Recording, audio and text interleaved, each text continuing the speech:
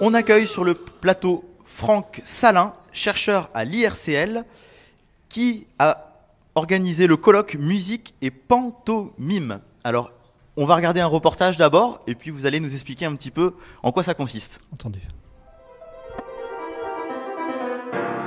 Du 9 au 11 décembre 2013, l'Institut de recherche sur la Renaissance, l'âge classique et les Lumières organisait les rencontres internationales intitulées Musique et pantomime dans le neveu de Rameau de Diderot.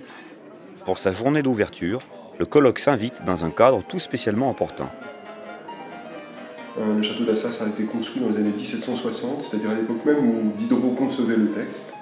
Et il nous a paru que c'était un rapprochement chronologique qui s'imposait pour faire un colloque ici en région, et organisé par l'Université de Montpellier 3 Paul Valéry.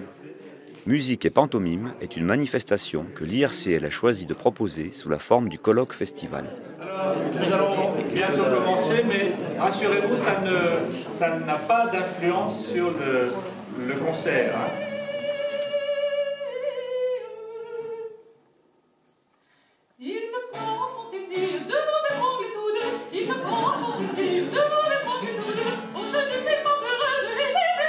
Dans le milieu de l'opéra et en particulier dans le chant, on a toujours un lien omniprésent entre la littérature et la musique, puisque on est amené à chanter un texte, qu'il soit théâtral ou poétique, puisqu'on peut chanter des mélodies.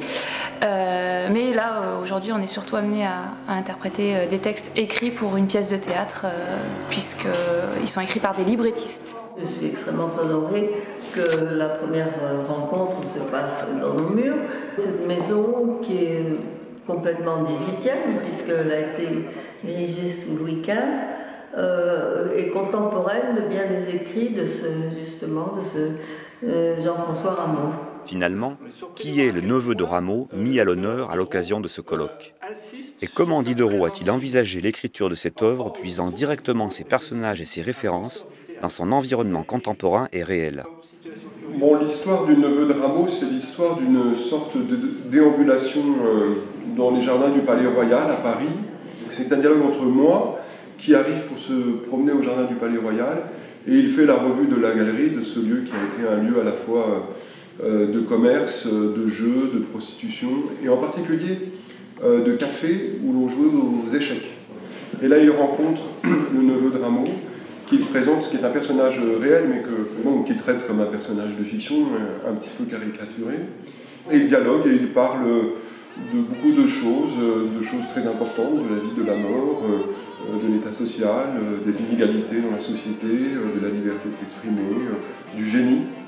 Et puis, cette déambulation philosophique, c'est ça qui nous a intéressés, donne une place considérable à la musique et au théâtre, à des conceptions de l'homme en fait assez profondes, qui sont illustrées par les propos sur la musique. La théorie de Diderot considérait que l'acteur pratiquait la pantomime, finalement au même titre que l'être humain dans la vie réelle, qui fatalement doit se résoudre à jouer un rôle pour prendre sa place dans la société.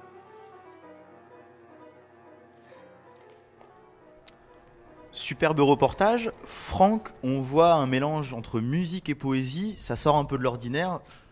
Qu'est-ce que c'est exactement ? Oui, alors le reportage restitue parfaitement ce que nous avons voulu faire. Nous avons réuni des universitaires, spécialistes de plusieurs disciplines, littérature, philosophie, musique, musicologie, mais aussi des praticiens, des acteurs, des danseurs aussi, des interprètes, on en a vu. Alors, c'était le but de cette manifestation. La première journée a eu lieu au château d'Assas, et puis ensuite nous sommes allés à l'université, dans le théâtre de la Vignette. D'accord, un beau melting pot. Il y a plein de monde sur plein d'arts. C'est intéressant d'avoir plusieurs arts qui s'entrechoquent. qui se cumulent? Oui, alors c'est une approche interdisciplinaire qui est facilitée par le choix du texte qui lui-même parle de divers sujets. Diderot fournit une entrée privilégiée dans le siècle des Lumières, évidemment. Il est lui-même philosophe, écrivain, auteur de théâtre. Et dans son texte, il parle beaucoup de musique. Et puis, il parle de la gestuelle du personnage, le neveu de Rameau, qui a existé, mais dont il s'est inspiré. Il l'a modifié, bien sûr. Et ce personnage se définit lui-même comme excellent pantomime. D'accord. Merci beaucoup. Merci Franck. À bientôt.